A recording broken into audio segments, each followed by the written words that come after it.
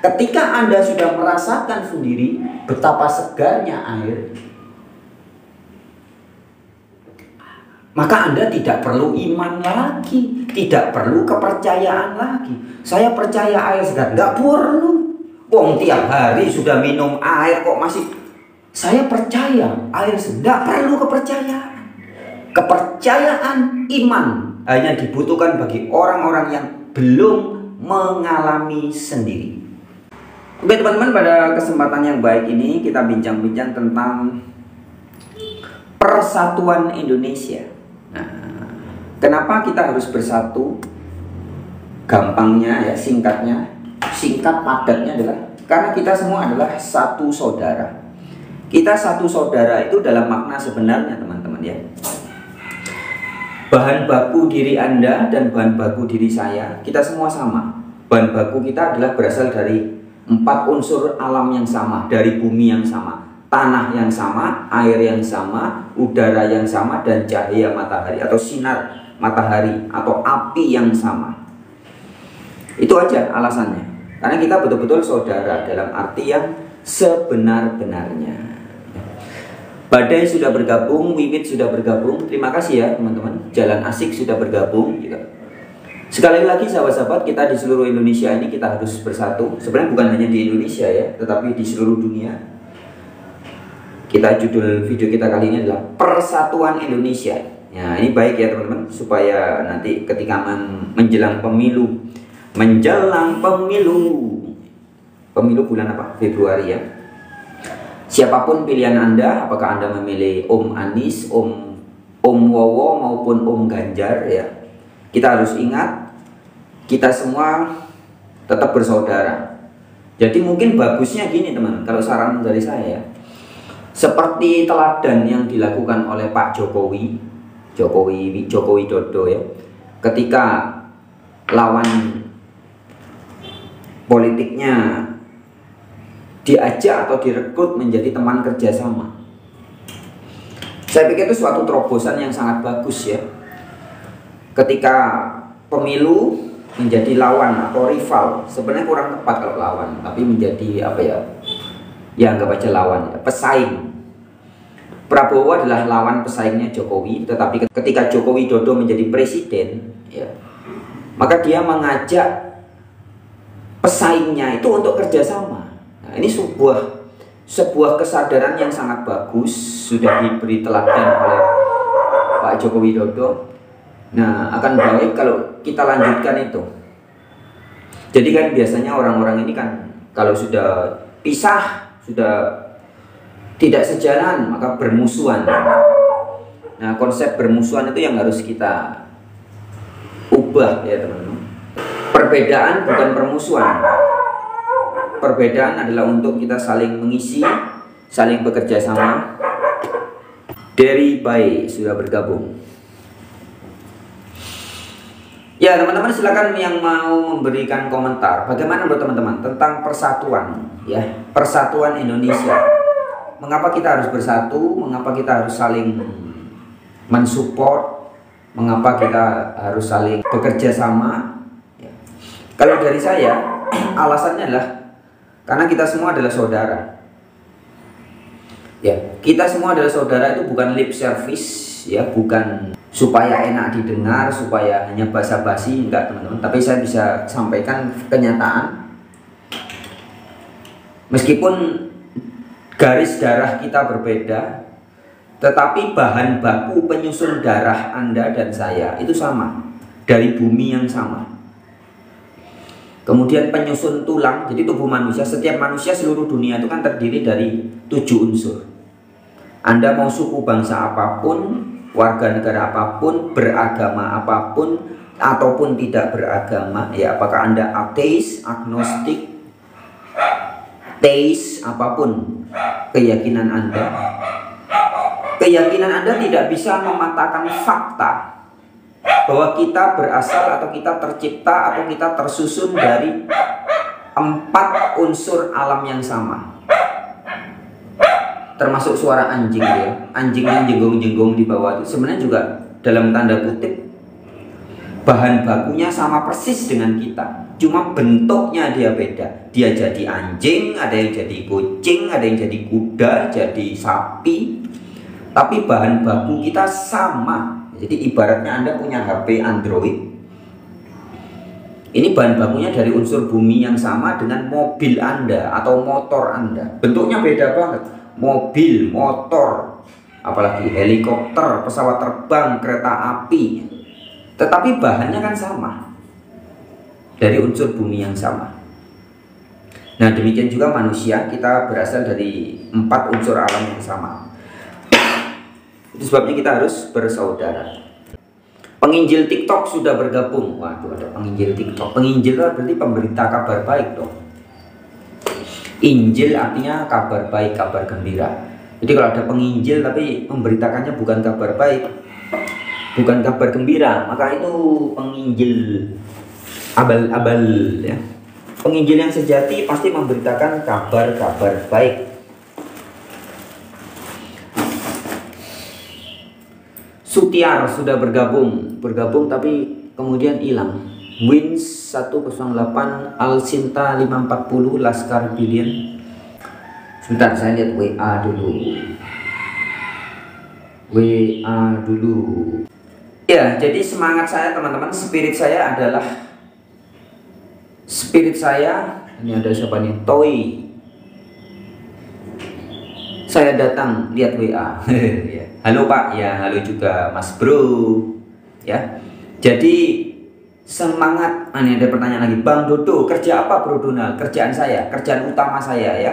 Kerjaan utama saya adalah mensyukuri dan menikmati kehidupan. Itu kerjaan utama saya. Jadi fokus saya setiap hari itu mensyukuri dan menikmati kehidupan. Itu kerjaan saya. Kerjaan utama. Kerjaan sambilan adalah memindahkan energi dari orang lain ke saya dan kembali ke orang lain. Ada juga memindahkan materi, bentuknya bisa uang, bisa benda ya. Uang, anggap aja uang ya. Salah satu kerjaan sambilan saya, memindahkan uang dari kantong orang ke kantong saya, terus tak pindahin lagi ke kantong orang. Itu kerjaan saya. Pak, esensi diciptakannya iblis apa? Untuk penyeimbang ya, yin dan yang, terang, gelap, baik, buruk, tuan, setan, malaikat, iblis ya. Semua itu untuk keseimbangan, yin dan yang. Jadi tujuannya itu.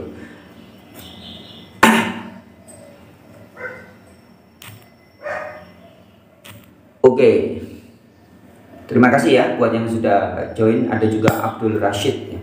Jadi tema kita adalah persatuan Indonesia, teman-teman ya. Mengapa kita harus bersatu? Ya, karena kita satu saudara. Satu saudara ini kita kaji secara spiritual dan secara faktual ya. Spiritual dan faktual. Jadi bukan hanya teori katanya. Anda semua adalah saudara saya bisa buktikan secara fakta, sains maupun secara spiritual ya, secara sains atau secara natural, secara ilmiah, kita semua tercipta dari bahan baku yang sama ya. Anda beragama maupun tidak beragama, Anda percaya Tuhan maupun tidak percaya Tuhan, Anda milih agama yang namanya mereknya Kristen atau mereknya Katolik atau mereknya Buddha atau mereknya Islam atau mereknya Hindu atau mereknya Kapitayan, Kaharingan, Sunda Wiwitan dan sebagainya, Hindu Dharma dan sebagainya. Kita semua faktanya adalah saudara. Ini tidak bisa dibantah jika kita mau sedikit berpikir saja ya. Salah satunya itu teman-teman, bahan baku kita semua sama. Siapapun Anda pasti terdiri dari 7 unsur. Sama, saya juga. Begitu juga orang-orang di belahan dunia yang lain. Tetangga Anda, tetangga negara juga ya. Kita semua manusia itu terbentuk menjadi 7 unsur. Pasti ada tulangnya, ingat ya, tulang, sumsum, darah, daging, otot, kulit, rambut. Nggak ada, oh karena dia orang Jepang maka nggak ada rambutnya, nggak bisa. Pasti ada. Ya, rambutnya kalau nggak di kepala mungkin di tempat lain. Ini bulu-bulu, dada dan sebagainya ya. Kalau rambutnya di kepalanya pun gundul, tapi tetap dia memiliki unsur rambut. Begitupun. Karena orang Afrika dia unsurnya itu cuma 6, enggak. Ya, tetap kita semua memiliki 7 unsur. Tulang, sumsum, darah, daging, otot, kulit, rambut. Kemudian 7 unsur ini terbentuk dari unsur dari bumi yang sama. Siapapun Anda, kita tetap terbentuk dari 7 unsur. Dan kita makan, minum, ya, bahan baku penyusun tubuh kita juga dari unsur bumi yang sama, dari tanah yang sama, dari air yang sama, dari udara yang sama, dari api atau matahari yang sama. Ini tidak bisa dibantah, teman-teman. Kita itu benar-benar satu saudara. Itu kalau baru ngomong unsur penyusun bahannya. Belum lagi kita membedah tentang bab rasa. Ya. Rasa bahagianya orang Arab ya sama dengan rasa bahagianya orang Israel. Sama dengan rasa cintanya orang Amerika, sama dengan rasa cintanya orang Indonesia. Rasanya sama, bentuknya bisa beda-beda. Ya mungkin Anda mencintai kucing, saya mencintai burung, tapi rasa itu sama. Itu kalau kita membedah dari bab rasa. Rasa hausnya orang Jepang yang katanya penyembah Ra, dewa matahari, dengan rasa hausnya orang Arab sama nggak? Sama. Nggak ada perbedaan. Rasa ketika seorang Arab tertimpa rasa haus, itu artinya dia mendapat perintah dari dia yang lebih dekat dari urat leher, dari Tuhan yang Maha Kuasa. Disuruh apa? Minum. Ya. Jadi kalau orang Arab tertimpa rasa haus, itu artinya dia mendapat perintah dari Allah Subhanahu wa Ta'ala, yang menurut Al-Quran dia lebih dekat dari urat leher kita. Dia bersama kita dimanapun kita berada. Ya, orang Arab tertimpa rasa haus, artinya suruh minum. Anda nggak perlu belajar bahasa Arab dulu. Orang Arab tertimpa rasa haus, artinya apa ya? Buka kamus, membaca dulu. Menurut kitab kuning, menurut kitab biru, menurut kitab hijau, menurut kitab hitam, menurut kamus, menurut ini, menurut tafsiran Imam Syafi'i, rasa haus adalah bla bla bla bla. Menurut tafsiran Imam Hambali, rasa haus adalah bla. Nggak perlu, teman-teman. Seluruh dunia sama. Ketika tertimpa rasa haus, apakah Anda orang Arab, orang Israel, orang Amerika, orang Afrika, orang Asia, orang Australia, dan termasuk kita orang Indonesia, sama artinya. Artinya kita diperintahkan oleh Sang Maha itu. Anda mau menyebutnya Tuhan, Tian, Yahweh, Yehovah, Allah Subhanahu wa Ta'ala, whatever, ya, apapun Anda menyebutnya. Ketika Anda tertimpa rasa haus, itu adalah perintah dari dia yang lebih dekat dari urat leher, bahwa kita suruh minum. Sama kan? Nah, jadi kalau kita ngaji bab rasa ini pasti sama. Orang ateis ketika tertimpa rasa haus apa? Oh, karena saya tidak percaya Tuhan, saya ateis. Kalau orang ateis tertimpa rasa haus artinya suruh lari pagi. Tidak. Sama. Orang ateis tertimpa rasa haus artinya suruh minum. Orang teis tertimpa rasa haus artinya suruh minum. Bahkan Anda yang belum bisa berbahasa, masih bayi, masih batita di bawah 3 tahun, ketika tertimpa rasa haus itu tidak multitafsir. Ya. Jadi firman Tuhan yang asli, dia mana? Tuhan yang asli yang dalam Al-Quran dikatakan dia meliputi segala sesuatu. Dia beserta kita dimanapun kita berada. Ini sama dengan Alkitab. Alkitab berkata Allah Bapa beserta kita. Ini sama juga dalam kitab-kitab Hindu, kitab-kitab Veda, kitab Bhagavad Gita. Sama. Sebutannya beda-beda, tapi esensinya sama. Dialah yang meliputi segala sesuatu. Kalau dalam bahasa Sanskritnya, bahasa Sanskerta, Wiyapi, Wiyapaka. Sama. Ya, jadi kalau kita ngomong bab rasa, ini mesti ketemu. Yang menciptakan rasa di dalam diri Anda, itu adalah juga yang menciptakan rasa di dalam diri saya. Loh, kok rasanya bisa sama? Berarti penciptanya sama. Ya, Anda yang tertimpa rasa lapar. Rasa lapar itu sebenarnya adalah perintah dari dia yang lebih dekat dari urat leher kita. Perintah itu kalau dituliskan, kalau itu firman Allah itu ya, kalau dituliskan atau diaudibelkan artinya ayo waktunya makan. Karena pagi kita nyebutnya waktunya sarapan. Sadarkah Anda dan saya, setiap saat kita tertimpa rasa lapar, itu Sang Maha Kuasa, Sang Maha Ada yang meliputi segala sesuatu, yang ada lebih dekat dari urat leher kita, sedang berfirman langsung kepada kita, tanpa nabi, tanpa perantaraan rasul, tanpa perantaraan malaikat. Langsung dia yang lebih dekat dari urat leher kita berfirman kepada Anda. Ketika Anda tertimpa rasa lapar, artinya, Mas bro, waktunya makan. Nyata kan? Enak ya kalau ngaji rasa sama saya. Tuhannya nyata ya. Tuhan yang saya beritakan atau Sang Pencipta yang saya beritakan, bukan konsep, bukan teori, bukan katanya, bukan ceritanya, tetapi Sang Maha Pencipta yang saya beritakan bisa Anda rasakan sendiri. Ya, kata kuncinya, dia lebih dekat dari urat leher Anda. Dia beserta Anda dimanapun Anda berada. Beda dengan konsep Tuhannya agama, dogma tertentu. Tuhannya adalah sosok, adalah pribadi, nun jauh di sana, nggak jelas. Tapi Tuhan yang asli, sebagaimana disampaikan Al-Quran, Alkitab, Bible, Bhagavad Gita, kitab Weda, adalah dia yang beserta kita dimanapun kita berada. Animis, dinamis. Inilah Tuhan yang asli. The real God is animis and dynamic. Ya, animis dan dinamis. Dia beserta kita dimanapun kita berada.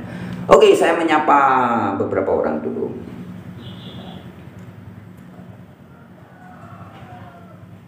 Bang Dodo, yang saya pahami bro sedang menjelaskan keyakinan dan kemanusiaan secara ilmu filsafat. Ya apapun istilahnya ya, mau filsafat. Tapi yang saya sampaikan adalah kenyataan. Ya, kenyataan artinya bisa Anda verifikasi langsung, bisa Anda buktikan langsung. Jadi ibaratnya saya bilang, air minum ini menyegarkan. Ini kan teori. Air minum ini menyegarkan. Ini teori. Ketika menjadi kata-kata, ketika menjadi kalimat, just teori, hanya teori. Tetapi Anda bisa buktikan, benar enggak pernyataan bacotannya seorang Frans Donald ketika mengatakan air ini menyegarkan. Anda bisa buktikan sendiri. Ya, Anda pergi beli air merek ini, ya saya nggak promosi, saya tidak di endorse ini ya. Atau Anda beli merek-merek lainnya, pokoknya bentuknya seperti ini, ada di toko-toko ya. Jadi ada air ditaruh di botol, ini menyegarkan. Anda bisa buktikan sendiri. Apakah yang saya sampaikan benar atau tidak? Ya, atau sekedar just teori, hanya katanya. Nah, kebenaran sejati itu seperti ini teman-teman. Nah, begitupun Tuhan, God yang asli, yang katanya Al-Quran, dia lebih dekat dari urat leher Anda. Itu kata Quran. Yang katanya Yesus atau kata Alkitab, Allah Bapa bersertamu dimanapun kamu berada. Loh kok sama ya Alkitab dengan Al-Quran? Ya memang sama. Ya orang-orang yang tidak paham aja yang suka mempertentangkan ya. Begitupun yang menurut kitab-kitab Dharma atau kitab Hindu ya, Wiyapi Wiyapake ya, dia beserta kita, dia ada dimanapun kita berada. Nah itu harus bisa dibuktikan. Sekarang contoh ya, saya ngajak sahabat-sahabat jangan hanya berolah pikir, karena ini babnya rasa. Manusia itu bukan hanya pikiran, tapi manusia terdiri juga dari, maka disebutnya manungso, manunggalnya rasa, manunggaling roso. Jadi dirasakan. Anda bisa bergerak, tangan, pikiran berpikir, telinga mendengar, mulut berbicara, makan dan sebagainya, mata melihat, kemudian jeroan kita, paru-paru berfungsi, darah kita mengalir. Itu semua karena apa? Karena sebelumnya jantung berdetak, memompah darah, mengirim energi atau daya ke seluruh tubuh. maka bisa berfungsi. Ting, mata ngelihat, telinga mendengar, otak berpikir dan sebagainya. Coba dirasakan. Nah, kok bisa jantung berdetak? Nah, karena jantung berdetak sebelumnya dia mendapat daya dari nafas. Nah, maka nafas itu bahasa Ibraninya ruah. Kalau Ustadz Saiful Karim mengatakan nafas itulah daya Tuhan yang lebih dekat dari urat leher kita. Nyata kan? Masuk, keluar, masuk. Ketika masuk, nafas itu masuk, kita memiliki daya. Nafas itu yang membuat terjadinya pembakaran sehingga jantung bisa berdenyut. Jantung berdenyut memumpah darah, mengirim energi ke seluruh tubuh sehingga semuanya bisa berfungsi sebagaimana mestinya. Jadi Tuhan yang asli dalam diri Anda dan saya, yang kata Al-Quran lebih dekat dari urat leher kita, wujudnya apa? Nafas. Simple kan? Simple, nyata yang saya bicarakan. Tapi orang pada, loh, maksud Tuhan hanya nafas? Maksud Tuhan itu ternyata cuma nafas? Jangan bilang cuman. Ya, hati-hati. Jangan Anda meremehkan nafas Anda. Coba Anda nafas, tarik, keluar, terus stop. Jangan dikembalikan, jangan ditarik lagi. Nafas masuk, keluar, sudah, jangan masuk lagi. Coba tahan 1 jam aja, nggak usah lama-lama. Nafas, tarik, keluar, jangan dimasukin lagi. Coba 1 jam aja, coba. Nggak bisa, teman-teman. Nyata kan? Jadi orang menghayal Tuhan itu wujudnya begini, begono. Sedangkan Tuhan yang saya beritakan nyata, yang katanya Al-Quran lebih dekat dari urat leher kita, itulah nafas. Yang kata Yesus, Bapa di dalam aku, itulah wujudnya dalam tubuh kita adalah nafas. Nafas itu bahasa Ibrani roh, ruah. Maka di dalam Alkitab Yesus berkata, God is spirit. Allah adalah roh. Ingat ketika penciptaan manusia yang digambarkan sebagai Adam diciptakan dari tanah. Sebenarnya bukan hanya tanah ya. Alkitab informasinya kurang lengkap. Manusia itu bukan seperti kendi, patung dibuat dari tanah liat, bukan ya. Tetapi dari tanah, air, udara, matahari. Ini faktanya begitu. Ya, fakta kenyataannya, realitasnya secara ilmiah kita tercipta dari 4 unsur alam itu: tanah, air, udara, matahari. Siapapun Anda. Buktinya, sebelum kita jadi manusia, sperma bapak, ovum ibu ketemu. Sebelum dia jadi sperma dari mana? Bapak Anda mungkin makan daging kambing, makan kerang, makan telur, makan apapun. Itu semua dari unsur alam. Energi sari-sari yang ada di makanan itu kemudian salah satunya selain menjadi tulang kita, sumsum kita, kemudian ada yang menjadi sperma. Ya. Jadi sperma bapak kita itu jelas dari unsur alam. Ovum ibu kita juga dari unsur alam. Terus ketemu crot, ya. Kemudian menjadi jigot. Jigot dikasih makan lagi sama ibu kita. Setiap hari makan telur, makan sayur, makan buah. Ada makan daging, dagingnya ada daging ayam, daging ikan, daging sapi, daging kerbau, daging kambing dan sebagainya. Semua dari unsur alam. Kemudian sperma yang ketemu ovum tadi menjadi jigot. Jigot berubah lagi jadi janin. Janin kita atau bakal diri kita ini 100% tercipta dari unsur alam. Dari unsur bumi, yaitu tanah, air, udara, matahari. Nah, kemudian dia berubah lagi dari janin menjadi bayi. Kemudian lahir. Setelah kita lahir jadi bayi, setiap hari pun bayi itu bertumbuh kan. Setiap hari penyusun tubuh bayi sama, tetap dari 4 unsur alam: tanah, air, udara, matahari. Jadi artinya manusia ini adalah saripati alam semesta. Sari-sari tanah, sari-sari air, sari-sari udara, sari-sari matahari. Nah, ketika diikat oleh ruh atau bahasa ilmiahnya ether, ya bahasa agamanya Tuhan. mengikat 4 unsur tadi, sari-sarinya jadi santun. Santun itu apa ya? Tuhan apa manusia sih? Manusia sebenarnya adalah dalam tanda kutip manifestasi dari Tuhan. Tuhan yang asli adalah zat, ruh, spirit, energi. Tuhan bukan pribadi. Ya, jadi kalau masih ada dogma mengajarkan Tuhan itu seperti manusia ada jenggotnya panjang gitu ya. Bapak sudah tua. Kalau Anda buka di Google, ketik Allah Bapa, terus gambarnya menunjukkan Bapa di surga itu jenggotnya panjang, putih, sudah tua, duduk di kursi. Itu semua Tuhan atau Allah palsu, hasil imajinasi, hayalan orang-orang yang belum mengenal Dia. Tuhan yang asli, kita ngomongin Tuhan dalam arti God ya, God yang asli itu jelas informasinya adalah Dia meliputi segala sesuatu. Berarti bukan pribadi. Yang diliputi ini adalah pribadi, yang meliputi bukan pribadi. Semua ini diliputi oleh Dia. Bahkan orang-orang yang sudah tercerahkan akan bisa melihat esensinya, hakikatnya. Nyata. Dia nyata, lebih terang dari matahari. Nyata, nyata. Dan wujudnya dalam diri setiap kita adalah nafas. Nafas itulah yang dikatakan oleh Al-Quran, atau yang dimaksud oleh Al-Quran ketika mengatakan Tuhan lebih dekat dari urat lehermu.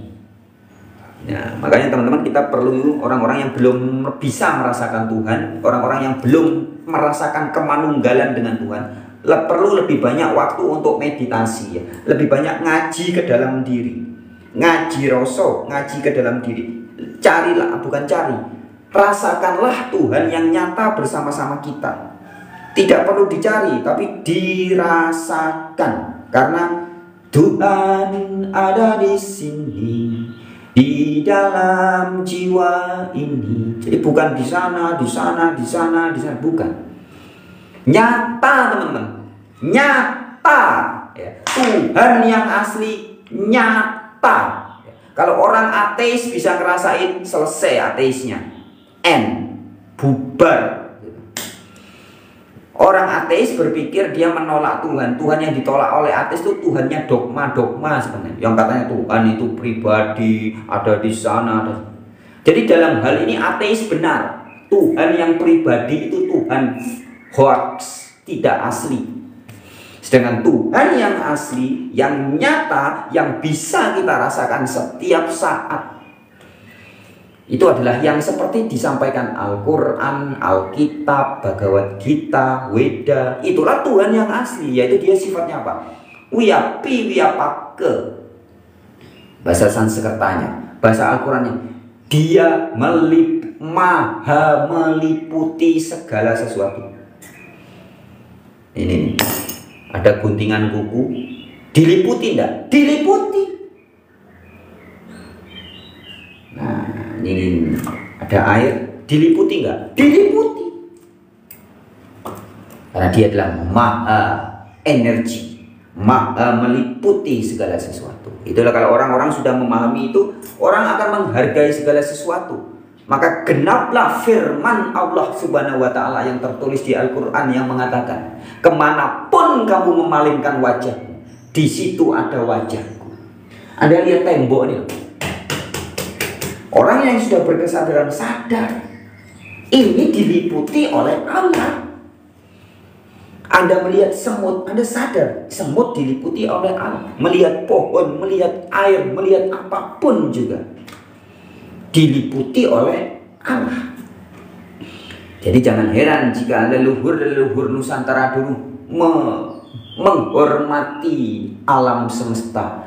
Awan dihormati, hujan dihormati,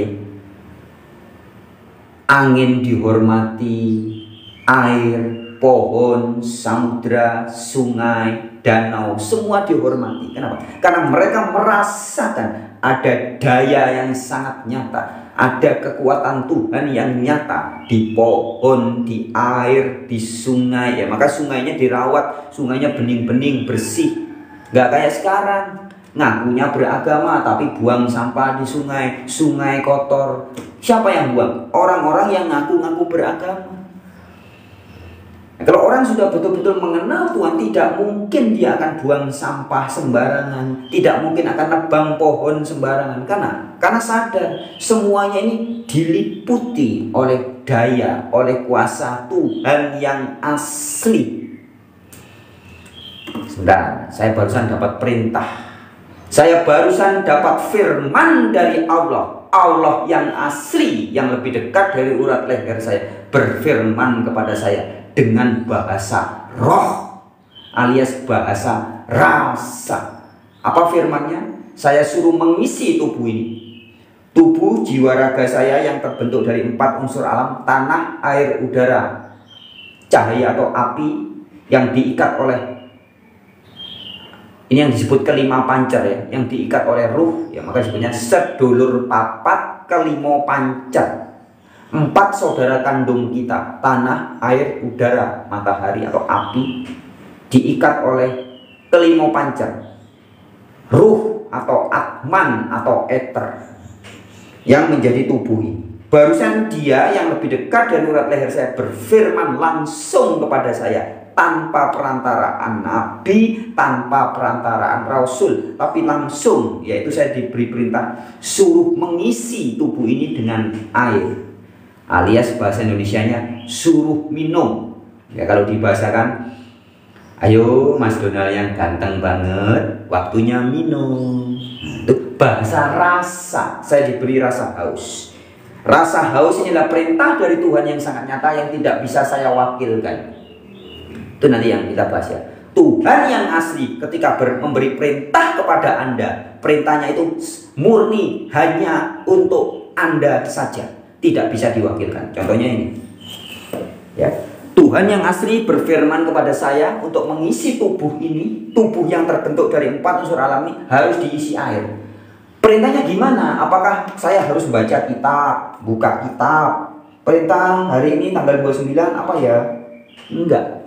Perintahnya melalui bahasa rasa, langsung secara pribadi saya rasakan. Oke? Sekarang saya mau melakukan perintahnya dulu. Saya sedang melakukan perintah Tuhan yang lebih dekat dari urat leher, yaitu saya minum. Karena saya mendapat perintah suruh minum dengan bahasa rasa, yaitu rasa haus.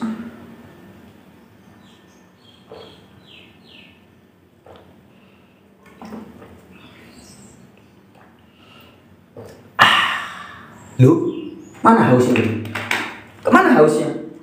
Barusan ada haus di sini, kok hilang? Loh, nyata toh? Nyata toh? Perintahnya nyata, Tuhannya nyata, efeknya akibatnya pun nyata.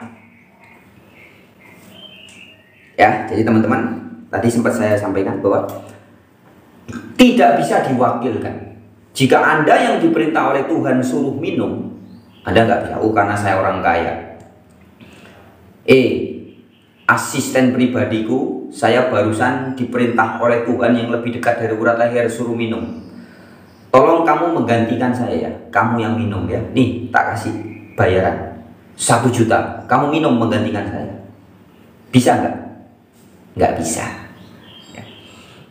Jadi salah satu ciri tanda firman Tuhan yang asli itu bersifat sangat pribadi. Jika Nabi Muhammad yang mendapat perintah suruh memberitakan kabar baik atau kabar gembira, maka di Al-Quran dikatakan Al-Quran berisi kabar gembira, kabar baik.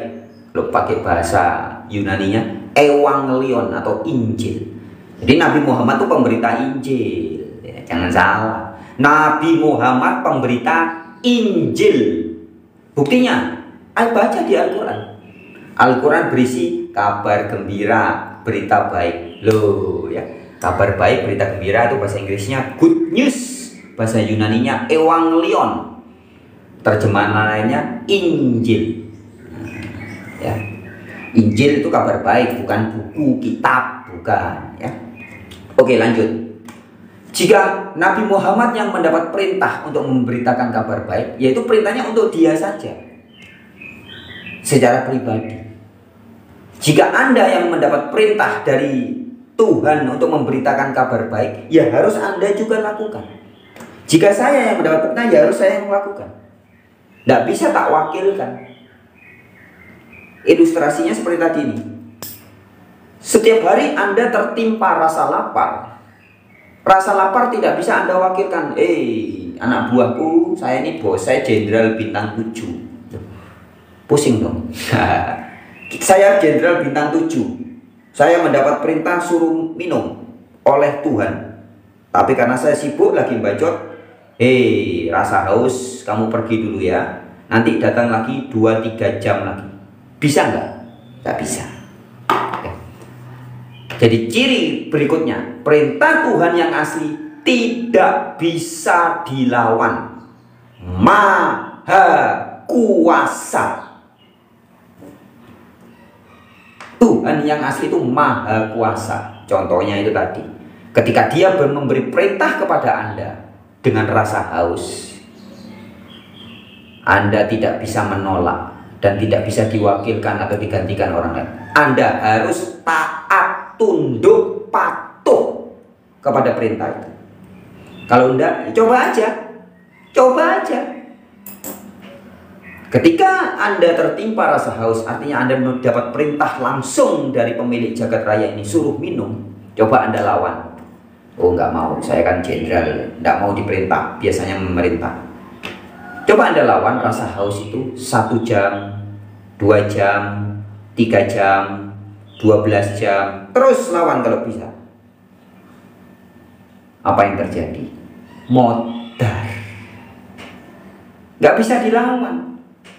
Tuhan yang asli, perintahnya tidak bisa dilawan. Jadi kalau ada sesuatu disebut sebagai Tuhan, ternyata perintahnya bisa dilawan atau bisa tidak dikerjakan, maka itu Tuhan palsu. Ya, sekali lagi, jika ada sesuatu dianggap atau dipersepsi atau diklaim sebagai Tuhan, tetapi ternyata perintahnya bisa tidak dilakukan, itu sudah pasti perintah palsu dari Tuhan palsu. Tuhan yang asli, perintahnya tidak bisa dilawan.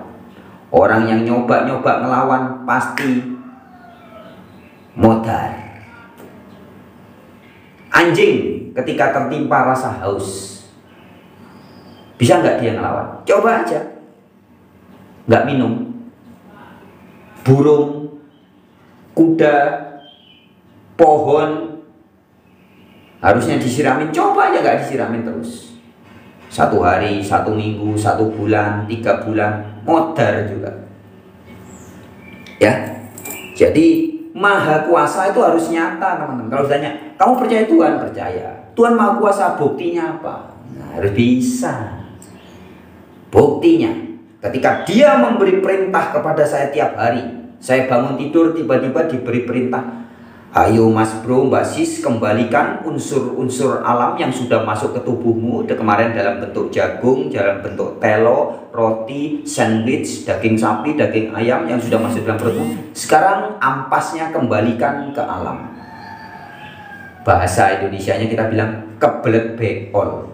Nah, ayo. Sadar nggak Anda dan saya? Setiap hari kita semua mendapat direct, ya, perintah langsung secara pribadi untuk mengembalikan unsur alam yang sudah ada di tubuh kita kembali ke alam, baik melalui rasa kebelet pipis maupun kebelet beol. Coba saya tanya, Anda bangun pagi tidur tiba-tiba rasa kebelet pipis, siapa yang nyuruh itu? Yang nyuruh Anda pipis siapa? Loh, dialah yang lebih dekat dari urat leher Anda. Nyata kan? Nyata kan? God atau Allah atau Tuhan yang saya sampaikan nyata kan? Setiap hari dia berfirman dengan bahasa rasa kepada kita. Malam-malam tiba-tiba ngantuk, itu artinya ayo tidur, tidur, tidur. Nyata kan? Setiap orang mendapat firman yang sama. Pagi-pagi tiba-tiba ayo bangun, bangun, bangun. Kita bangun. Tiba-tiba diberi perintah, ayo kembalikan unsur air ke alam alias kebelet pipis. Ayo kembalikan unsur tubuh, unsur alam yang sudah dalam bentuk makanan. Sekarang ampasnya kembalikan ke alam. Kita diberi rasa kebelet beol. Ya, banyak orang nggak sadar. Setiap hari Anda itu disapa langsung oleh Tuhan yang asli. Ketika diberi rasa ngantuk, rasa gerah artinya suruh mandi, rasa ngantuk artinya suruh istirahat. Nyata, kuasa. Coba ketika Anda tertimpa rasa ngantuk. Rasa ngantuk itu hati-hati, rasa ngantuk itu maha kuasa. Anda melawan rasa ngantuk artinya Anda melawan kuasa sang maha kuasa. Coba lawan. 1 hari nggak tidur, 3 hari nggak tidur, 7 hari nggak tidur. Coba aja. Apa yang terjadi? Pasti jadi masalah. Bahkan bisa-bisa Tuhan yang asli meninggalkan Anda. Alias modar, ya. Ketika kita tertimpa rasa haus, itu perintah dari Tuhan yang nyata, yang lebih dekat dari berat air, kita suruh minum. Nyata kan? Nah, tetapi karena sesederhana, Tuhan yang asli itu sangat sederhana, sangat nyata, cipto elo-elo. Nah, saking nyatanya, saking jelasnya, banyak orang yang nggak percaya. Ya, makanya Saiful Karim sering bilang, kebenaran sejati itu sederhana dan selalu ada di tempat-tempat dimanapun juga. Saking sederhananya, saking jelasnya, orang pada tidak percaya. Masa Tuhan cuma nafas? Oh, ternyata nafasku inilah Tuhan. Oh, jadi cuma nafas ya? Nafas kok dibilangin cuman gitu. Kalau Anda bilang, oh cuma rambut, oke, gundulan rambut Anda kayak Deddy Corbuzier. Loh, tidak punya rambut masih bisa Anda jadi manusia. Ya, tidak punya rambut di kepala maksudnya. Kalau rambut-rambut lainnya tidak bisa, ini ada semua. Bulu ini sudah sunat turun. Bulu ini kan rambut-rambut semua. Kalau Anda bilang cuma, ya ada orang hidup tidak pakai tangan. Tangannya putul, kecelakaan atau sebab apapun juga, atau cacat dari lahir. Bisa bilang, cuma tangan, bisa. Tapi kita nggak bisa bilang, oh Tuhan cuma nafas toh. Kok cuman?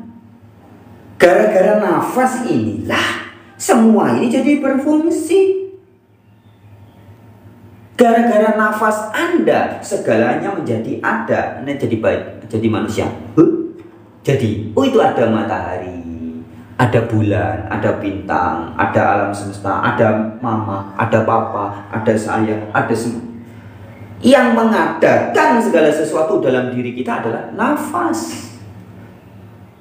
Jadi jangan bilang, masa Tuhan cuma nafas? Nafas kok dibilang cuman gitu loh.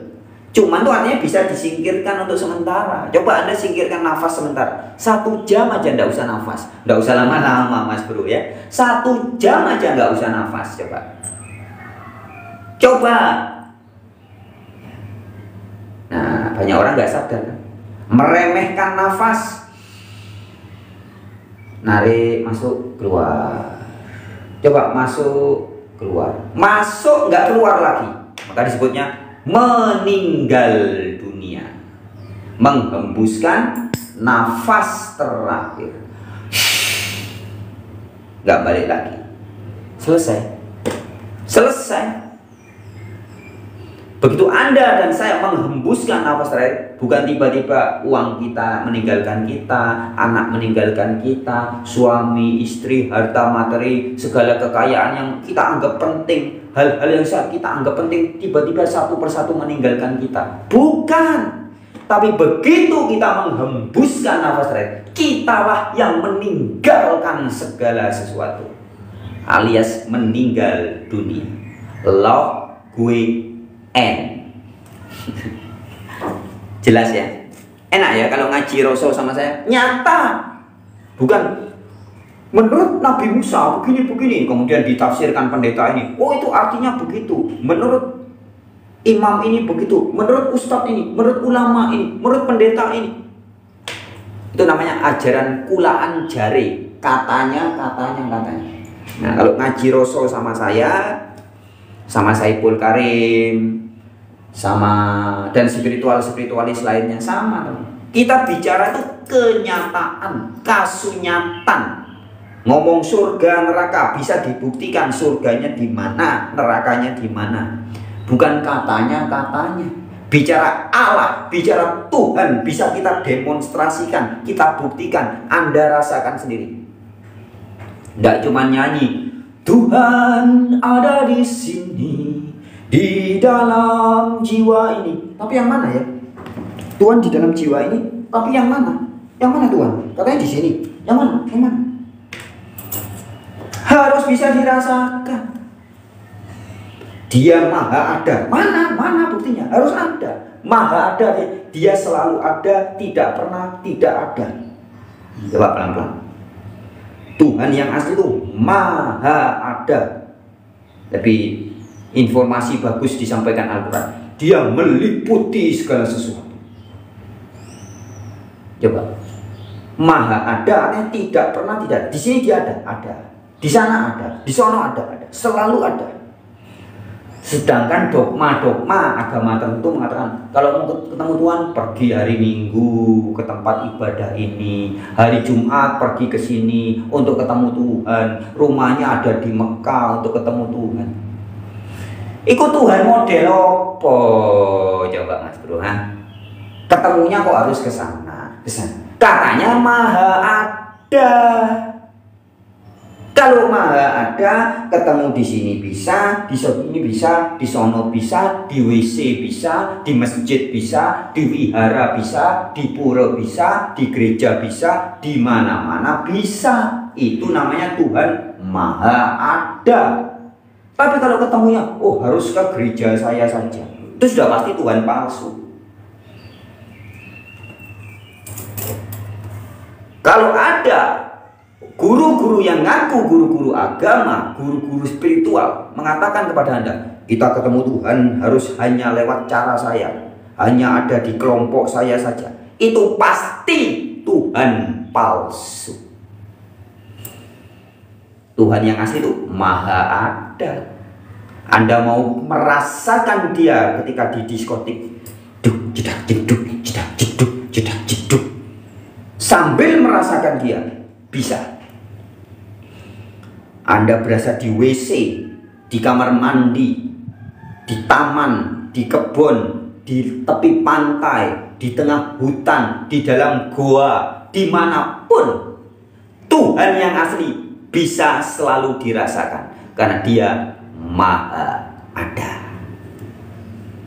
Ya, sekali lagi dengan segala hormat harus tegas saya sampaikan, teman. Kalau ada guru-guru agama yang mengatakan mengajarkan Tuhan, tapi mereka memberitahu bahwa Tuhan hanya ada dalam kelompok mereka, Tuhan hanya bisa dijangkau, dialami melalui kelompok mereka saja, melalui syariat-syariat tertentu, melalui ritual-ritual tertentu saja, itu sudah pasti Tuhan palsu. Sebab Tuhan yang asli maha hadir, maha ada. Anda sekarang lagi nonton TikTok, saya lagi bacot ini di dalam dia. Dia hadir beserta kita. Buktinya mata Anda bisa ngelihat. Itu kuasa dari mana? Listrik yang membuat mata Anda bisa ngelihat, telinga bisa mendengar. Itu adalah bukti nyata dia beserta Anda. Kalau enggak ya mata enggak fungsi, jantung enggak berdetak, tidak mengirim daya, mata enggak fungsi, pikiran enggak, otak enggak fungsi, telinga enggak fungsi, mulut enggak fungsi.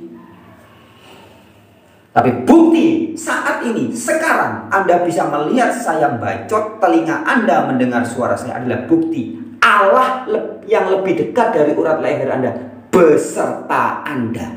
Karena Allah itu adalah daya, kuasa yang meliputi segala sesuatu, termasuk meliputi diri Anda. Nyata kan? Nyata. Ya. Sudah Jangan ketika pikiran orang-orang masih menghayal Allah itu harus jauh, kita ini nggak layak, Anda tidak akan pernah merasakan yang lebih dekat dari urat leher, yang beserta Anda, yang maha ada. Lah kok nyarinya katanya harus ke sana. Iku Allah model apa coba? Kalau di WC nggak ada Allah, itu namanya jin-jin penghuni keris. Ya, Anda tahu keris pusaka yang harus dimandiin bulan 1 Suro, tanggal 1 Suro, bulan Suro tanggal 1. Keris pusaka harus dimandikan kembang 7 rupa, kembang Sri Kantil, Sri Kuntul dan sebagainya, dimandiin. Terus tidak boleh dibawa ke WC, tidak boleh dibawa ke kamar mandi, nanti saktinya hilang. Itu sakti-sakti gombal mukio. Sakti dibawa ke WC kok enggak bisa, itu sakti model apa? Hah? Keris pusaka sakti. Wah, warisan Prabu Joyoboyo atau siapa lagi? Warisan Kertanegara, warisan Ken Arok, sakti, keris sakti. Coba bawaan ke kamar mandi. Wih, jangan. Sakti model apa gitu tuh? Kalah sama kentut saya ya. Keris-keris yang dibilang sakti oleh manusia kalah sama kentut saya. Saya bisa ngentut di mana-mana. Sedangkan keris pusaka itu baru cuma dibawa ke kamar mandi aja. Jangan. Dibawa pipis, dibawa ke PO. Jangan. Nanti saktinya hilang. Sakti kok kayak gitu. Teman-teman bisa melihat. Ini saya berikan ilustrasi. Jika Anda menggambarkan Tuhan yang Maha Kuasa, tidak ada di WC, tidak ada di tempat-tempat yang oleh konsep manusia disebut kotor. Tuhan itu hanya ada di tempat-tempat yang bersih. Itu Tuhan palsu. Tuhan yang asli meliputi segala sesuatu. Dia tidak terpengaruh. Mau Anda berada di tempat yang dianggap kotor oleh manusia atau tempat yang dianggap bersih, tidak pengaruh. Dialah yang menciptakan terang dan gelap. Dia sendiri tidak terpengaruh oleh terang maupun gelap. Dia yang menciptakan baik dan buruk, bersih dan kotor. Dia sendiri tidak terpengaruh oleh bersih dan kotor. Makanya disebutnya suci. Ya, suci itu kalau bahasa Ibrani kados. Kudus suci, bukan kota Kudus di Jawa Tengah ya. Kados itu bahasa Ibrani. Kita terjemahkan suci, artinya apa? Terpisah. Ya. Jadi Allah Maha Suci, Allah itu terpisah. Ya. Dia meliputi segala sesuatu, tapi dia terpisah. Artinya dia tidak terpengaruh. Tuhan yang sejati itu suci. Suci itu tidak terpengaruh. Tidak terpengaruh oleh bersih, tidak terpengaruh oleh kotor. Karena suci, Sang Maha Suci, Sang Maha Kudus lah yang menciptakan baik yang bersih maupun yang kotor, yang baik, yang buruk, yang gelap, yang terang. Dia sendiri tidak terpengaruh oleh ciptaan-ciptaan. Nah, beda dengan manusia, baru malam-malam diajak ke tempat gelap. Gelap, mulai takut. Dibawa tempat terang, seneng. Kalau terlalu terang, panas matahari, aduh nggak kuat. Nah, Maha Suci tidak terpengaruh baik, buruk, terang, gelap. Nah, jadi kalau ada sesuatu dianggap sebagai Tuhan, tapi ternyata masih terpengaruh dengan terang dan gelap, maka itu sudah pasti Tuhan palsu. Tuhan yang asli, Anda mau merasakan, mengalami dia ketika Anda duduk di WC, bisa. Ketika Anda pakai baju bersih, bisa. Ketika Anda pakai baju kotor, bisa. Karena dia Maha Ada, tidak terpengaruh. Wiyapi wiyapaka, nirwikara. Nirwikara itu tidak bisa dipengaruhi, tidak bisa dijelaskan, tidak bisa. Kalau pakai bahasa Sanskerta juga asintia, A itu tidak, Cynthia terpikirkan, tidak terpikirkan, tapi nyata. Ya, dialah yang dalam Alkitab disebut sebagai Yod-Heh-Vav, Yahweh Maha Ada. Oke, lanjut. Saya baca komentar dulu ya. Gimana tahu Tuhan bersama kita? Pengetahuan Anda tidak akan menyelamatkan atau membuat Anda paham. Bagaimana Anda bisa tahu air ini menyegarkan? Saya tanya. Oh, katanya orang, menurut orang yang pernah minum air itu menyegarkan. Bagaimana Anda bisa tahu? Bagus nih pertanyaannya ya. QT bertanya, gimana tahu Tuhan bersama kita? Kalau cuma tahu, Al-Quran memberitahu, Allah besertamu dimanapun kamu berada. Lo tahu dong? Tahu itu cuma di sini. Air ini segar, lo tahu. Anak kecil juga tahu. Durian itu enak, tahu. Itu namanya pengetahuan. Tapi pengetahuan tidak ada gunanya kalau Anda tidak merasakan sendiri. Ya, pelan-pelan. Ini pertanyaannya bagus nih. Terima kasih ya, QT. QT ini cowok apa cewek? Gimana tahu Tuhan bersama kita? Saya sampaikan, pengetahuan Anda tahu pun tidak ada gunanya kalau cuma tahu. Banyak orang tahu jangan buang sampah sembarangan, makan kolesterol menjadi sakit. Banyak, tapi nggak ada gunanya. Pengetahuan itu nggak ada gunanya. Jangan mencuri, jangan membunuh. Banyak orang tahu kan, tapi nggak ada gunanya kalau belum mencapai kesadaran atau belum merasakan. Saya kasih ilustrasi ini. Ini pengetahuan umum. Air itu menyegarkan, kan gitu. Bagaimana Anda bisa paham? Tidak cukup tahu.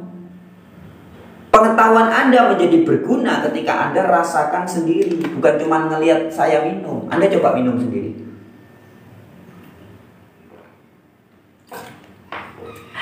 Oh iya, bener, seger ya. Aku ngerasain.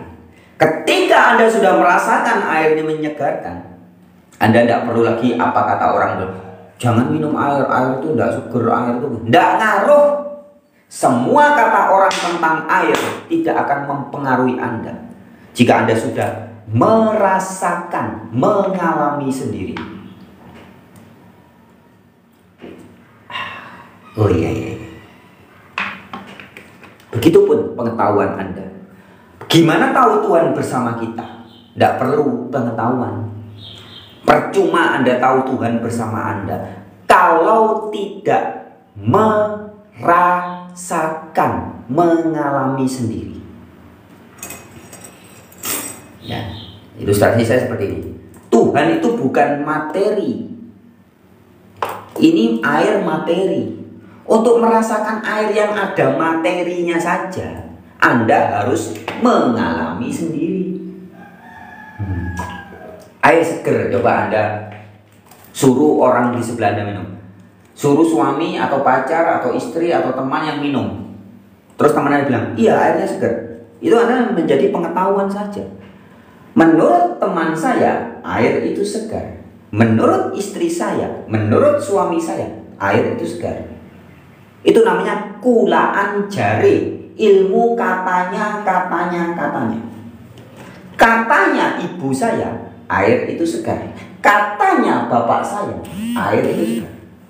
Itu namanya ilmu pengetahuan kulaan jari. Katanya. Ceritanya. Percuma. Hanya akan menjadi kepercayaan, keyakinan. Anda percaya air ini segar karena papa saya bilang begitu, suami saya bilang begitu. Kan bukan begitu, teman. Anda percaya, Anda yakin, Anda melakukan, maka tidak lagi jadi kepercayaan. Ketika Anda sudah merasakan sendiri betapa segarnya air, maka Anda tidak perlu iman lagi, tidak perlu kepercayaan lagi. Saya percaya air segar, nggak perlu. Wong tiap hari sudah minum air kok masih. Saya percaya air tidak perlu kepercayaan. Kepercayaan iman hanya dibutuhkan bagi orang-orang yang belum mengalami sendiri. Anda yang tiap hari makan gula atau makan garam, Anda nggak perlu percaya lagi. Saya percaya garam itu asin. Nggak perlu, wong tiap hari sudah merasakan kok. Orang-orang yang sudah sadar, merasakan setiap hari bergerak di dalam Allah, hidup di dalam Allah, ada di dalam Allah. Yang minta ayat Kisah Para Rasul 17 ayat 28 mengatakan, kita hidup di dalam Allah, kita bergerak di dalam Allah, kita ada di dalam Allah. Benar-benar terasa, nggak perlu iman lagi, nggak butuh keyakinan, kepercayaan lagi. Keyakinan, iman, kepercayaan hanya dibutuhkan orang-orang yang belum paham, orang-orang yang belum merasakan atau mengalami sendiri. Ya, sekali lagi buat pemilik akun atas nama QT, terima kasih atas pertanyaan Anda. Gimana tahu Tuhan bersama kita? Dirasakan. Kalau cuma mau tahu, Anda cuma ingin gimana tahu? Kalau cuma mau tahu, baca aja kitab suci di Bible. Allah beserta kita. Oh iya ya, Allah beserta. Tahu kan? Ya itu gitu toh.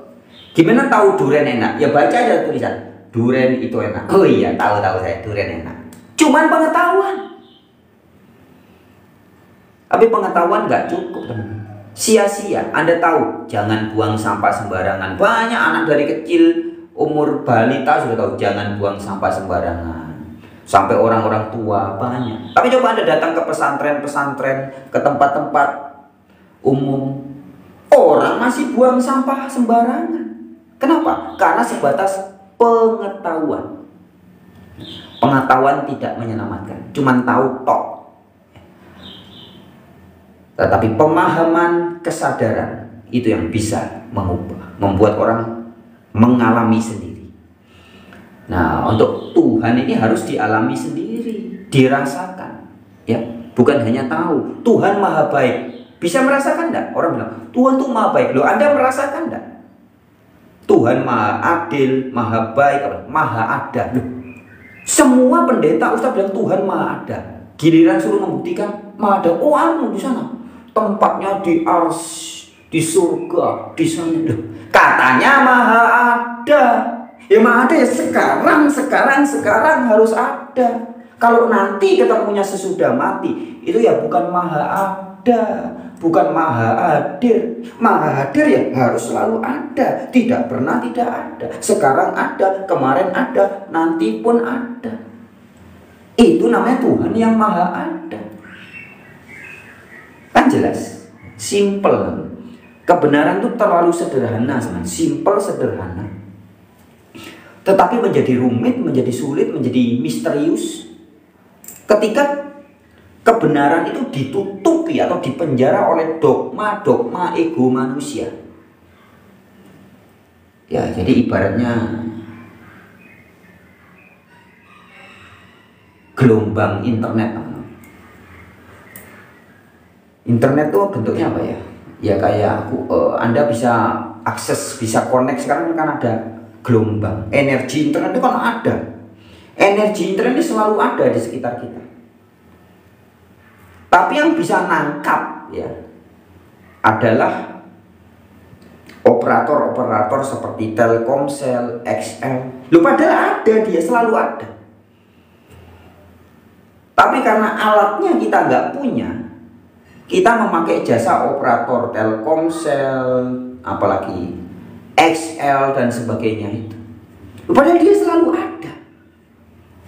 Tapi begitu kita punya alatnya, kita baru bisa connect.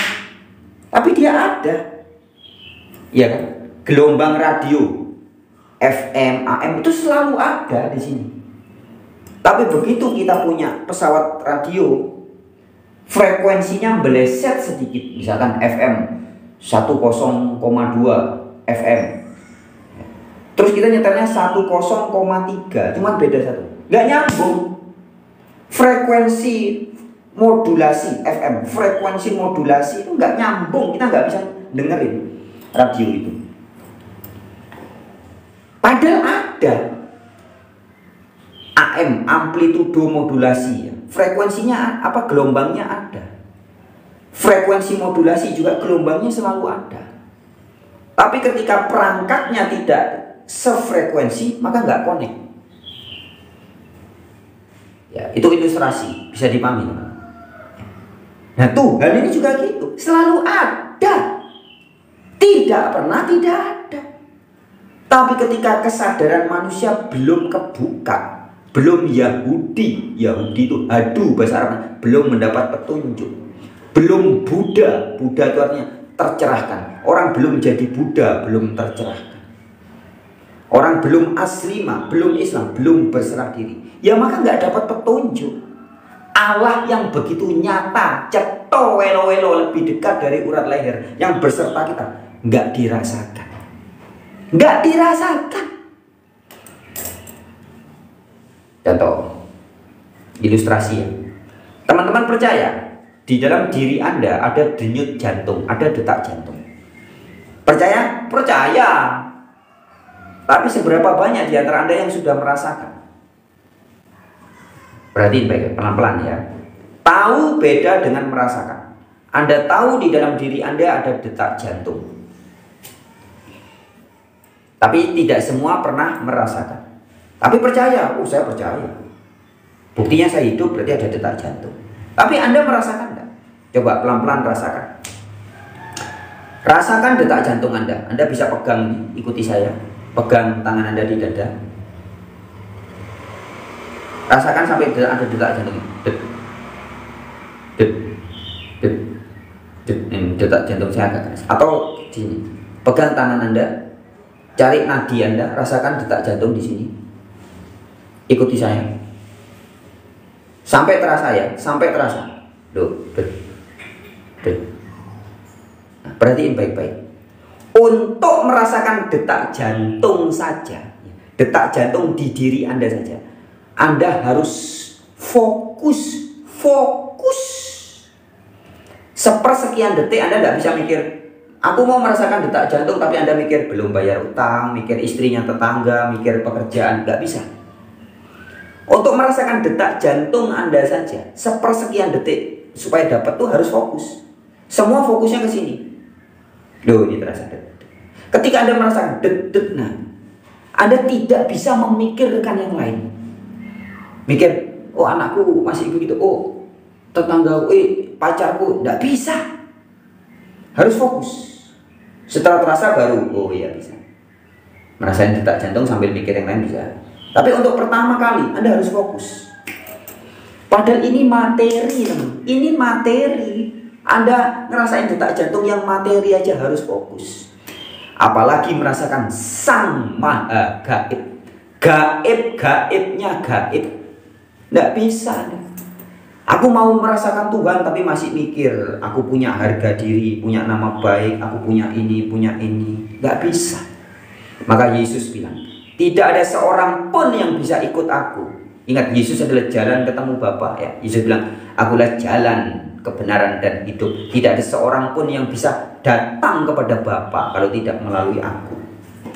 Dan untuk melalui Yesus, Yesus bilangnya apa? Tinggalkan segala sesuatu. Harga dirimu, nama baikmu, anakmu, istrimu, suamimu, pekerjaanmu, kekayaan. Lepaskan semua. Artinya lepaskan segala kemelekatan egomu. Kalau anak orang kaya yang melekatnya kepada uang, Yesus nggak bilang tinggalkan istrimu. Dah. Kalau Anda melekat kepada uang, Yesus akan berkata tinggalkan kekayaan. Kalau Anda melekat kepada sepak bola, Yesus tidak mungkin bilang tinggalkan anak istrimu lalu ikutlah aku. Tidak mungkin. Lawang Anda tiap hari pikirannya sepak bola. Melakukan hobi sepak bola Anda aja Anda sudah lupa anak istri kok. Apalagi suruh meninggalkan anak istri, ya gampang. Yesus mengajari kita untuk melepaskan kemelekatan kita. Anda yang melekat kepada uang, Anda harus meninggalkan uang. Anda yang melekat kepada suami, tinggalkan suami. Anda yang melekat kepada kekayaan, tinggalkan kekayaan.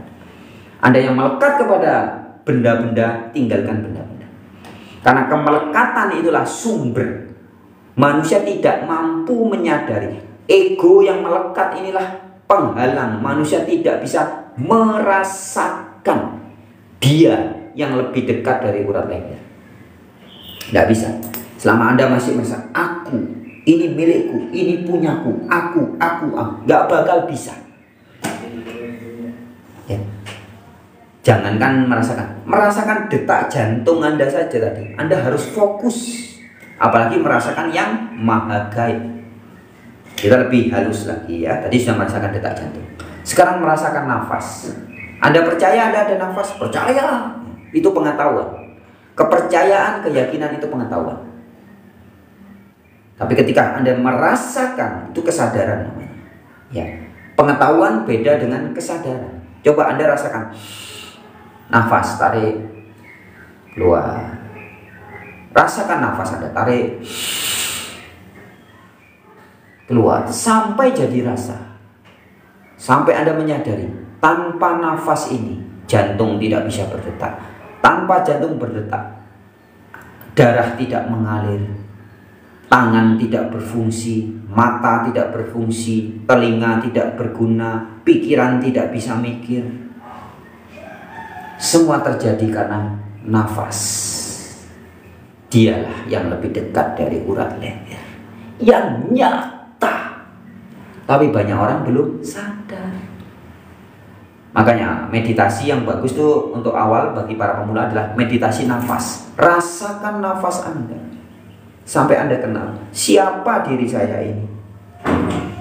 Barang siapa yang mengenal dirinya pasti mengenal penciptanya. Oke teman-teman, sekian dulu ya pada video kali ini. Pada live kali ini kita lanjut di live yang kemudian. Terima kasih buat semua yang sudah menyimak. Rahayu Sagung Dumadi. Semoga segala makhluk, baik yang skala yang kelihatan maupun yang niskala yang nggak tampak atau nggak ada, semoga berbahagia. Semangat.